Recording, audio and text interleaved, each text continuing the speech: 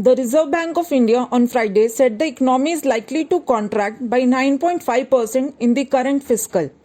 GDP contracted 23.9% in the first quarter of the fiscal, as per the estimates of the Central Statistics Office.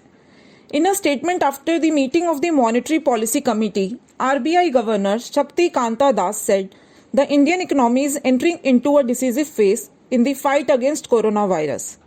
Das also said the contraction in economic growth witnessed in April-June quarter of the fiscal is behind us, and silver linings are visible, and highlighted the uptick in the manufacturing sector and energy consumption among others. According to him, inflation too is likely to ease to the target level in the fourth quarter of 2020 and 21. The retail inflation, which the RBI factors in its monetary policy, has remained above 6% in the recent months. The government has tasked RBI to keep the inflation at 4% with a margin of 2% on either side. The governor said GDP is likely to contract by 9.5% in the fiscal ending March 2021.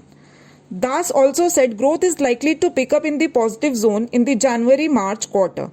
The spread of coronavirus and resultant lockdown had severely hit the economic activities in the country.